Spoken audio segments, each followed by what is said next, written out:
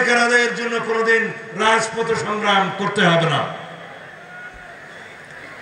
সংগ্রামী ভাই ও বোনেরা, আমরা বিগত 16-17 বছরে এদেশের মানুষের অধিকার আদায়ের জন্য অবিরাম সংগ্রাম করেছি, ফ্যাসিবাদের বিরুদ্ধে সংগ্রাম করেছি, ফ্যাসিস্ট শেখ হাসিনাকে এই দেশ থেকে পালিয়ে যেতে বাধ্য করেছি এবং শেখ হাসিনা প্রমাণ করেছে সেই বাংলাদেশের পক্ষের কোনো শক্তি নয়। শেখ হাসিনা কোন দেশের লোক? কে প্রমাণ করে দিয়েছে? শেখ হাসিনা নিজেই প্রমাণ করেছে সে দেশের লোক না। আওয়ামী লীগ নিজেই প্রমাণ করেছে তারা এই দেশের কোন রাজনৈতিক দল ছিল না, তারা অন্য একটি দেশের একটি রাজনৈতিক দলের অঙ্গ সংগঠন ছিল বাংলাদেশে। শেষ পর্যন্ত শেখ হাসিনা মরিয়া প্রমাণ করিল তিনি ভারতের লোক।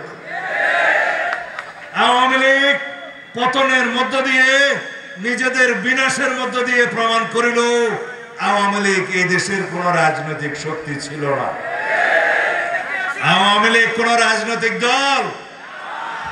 আওয়ামী লীগ ছিল একটা মাফিয়া শক্তি, আওয়ামী লীগ ছিল একটা সন্ত্রাসবাদী গোষ্ঠী, আওয়ামী লীগ ছিল একটি ফ্যাসিস্ট গোষ্ঠী। আওয়ামী লীগ কোন রাজনৈতিক দলের নাম নয়। কখনো আওয়ামী লীগের রক্তে কোন গণতন্ত্রের লেশ মাত্র ছিল না। আওয়ামী লীগের ডিএনএতেই গণতন্ত্র নেই। সুতরাং আওয়ামী লীগ নামের কোন সংগঠন কোনদিন রাজনৈতিক সংগঠন ছিল না, ভবিষ্যতেও হবে না।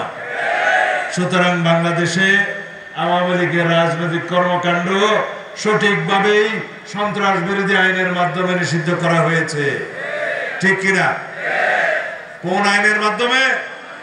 সন্ত্রাস বিরোধী আইনের মধ্য দিয়ে আওয়ামী লীগের রাজনৈতিক কর্মকাণ্ড নিষিদ্ধ করা হয়েছে, বিকজ আওয়ামী লীগ একটি সন্ত্রাস।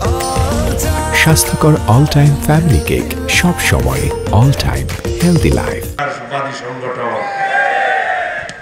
সুতরাং আপনাদের উদ্দেশ্যে আমার একটা কথা আছে, যদি এই দেশের মানুষ ভালো রাজনৈতিক আদর্শ পায় তাহলে অতীতের খারাপ রাজনৈতিক আদর্শকে পরিত্যাগ করবে। আপনারা কি সেই আদর্শের তলে থাকবেন? তাহলে বাংলাদেশ জাতীয়তাবাদী দলের আদর্শ অনুযায়ী আপনাদেরকে চলতে হবে। এদেশে শহীদ রাষ্ট্রপতি জিয়াউর রহমানের আদর্শকে প্রতিষ্ঠা করতে হবে। এদেশে দেশনেত্রী বেগম খালেদা জিয়ার সংগ্রামকে স্বীকৃতি দিতে হবে। এদেশে দেশনায়ক জনাব তারেক রহমানের 31 দফাকে প্রতিষ্ঠা করতে হবে। সেটাই হবে ভালো রাজনৈতিক আদর্শের প্রতিষ্ঠা। আপনারা কি দেশে ভালো রাজনৈতিক সংস্কৃতির চর্চা করতে চান? তাহলে পারস্পরিক শ্রদ্ধার সাথে প্রত্যেক রাজনৈতিক দলের প্রতি সম্মান প্রদর্শন করতে হবে, সেই সংস্কৃতি চালু করতে হবে। সবাই এদেশে যারা গণতান্ত্রিক রাজনীতি করবে সকলের প্রতি সম্মান প্রদর্শন করতে হবে। এটাই হবে আমাদের রাজনৈতিক সংস্কৃতি। যে রাজনৈতিক দলেরই বন্ধু হন, সদস্য হন, নেতা হন, প্রত্যেকের প্রতি আমরা সম্মান প্রদর্শন করব। রাজনীতিতে প্রতিযোগিতা থাকবে, প্রতিদ্বন্দ্বিতা থাকবে।